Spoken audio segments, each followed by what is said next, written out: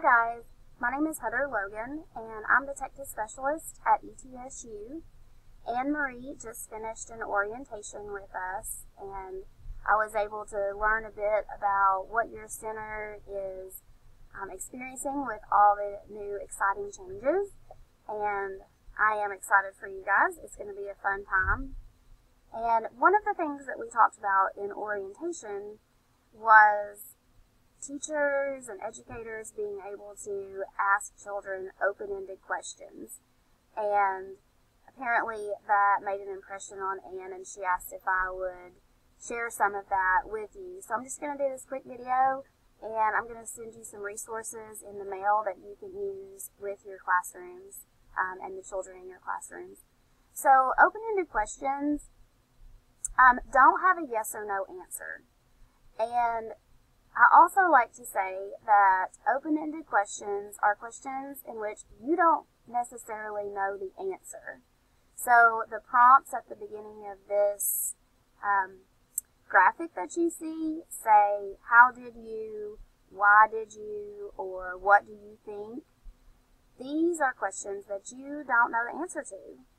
And that's what we want to ask children in order to get them thinking, right? We want them to think and be able to use language skills and articulate their thoughts.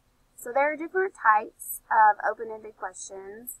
You can see them listed here, and we really want to be able to stretch children's thinking, use new vocabulary words. So what's similar about these, what's different, and we want them to be able to put their thoughts into their own words.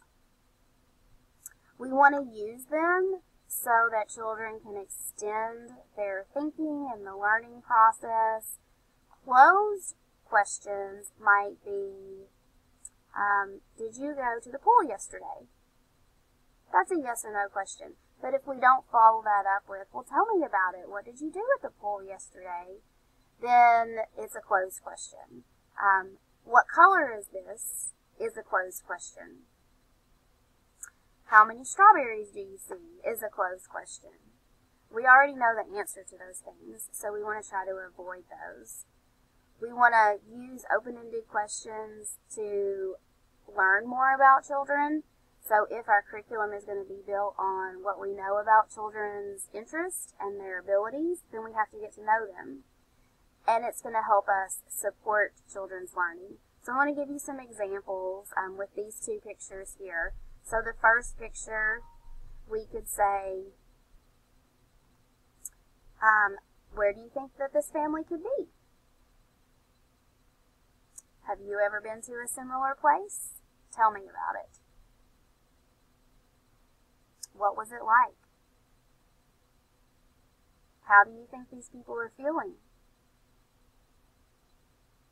What makes you feel that way? What do you think they could be talking about? In the second picture, we may say, what do you think they could be doing? Where are they?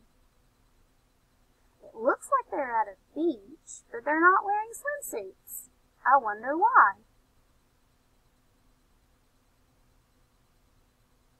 It looks like they might be smiling and even laughing. I wonder why. What makes you smile? What makes you laugh? So those are some questions, some open-ended questions that you could ask. So what I'm going to send in the mail to you guys and that you can use as a resource are some laminated pictures. And they're just random of people. And you can use dry erase markers or Sharpies, whatever works, if you want to change things around. And you can be prepared with some questions on the back that you might want to ask children. You can do this so that it gets easier, because at the beginning, asking these open-ended questions might be a little tricky because you're not used to it. Anything that we do new takes practice. So I'm going to send some of these in the mail. You guys can share them amongst different classrooms. And I would also encourage you, with all of those pictures that you have in your classrooms, on the walls, you can ask open-ended questions using those, and with all ages. So even if 1-year-olds aren't going to respond to you, they can think. And the more that they're used to being asked these questions at an early age, when they are verbal, it'll be easier for them to answer the questions. So it's just like sitting around and having some wondering time with infants and those nonverbal children. So it's something that you can do with all ages. You're just not going to get the answers for those youngest children.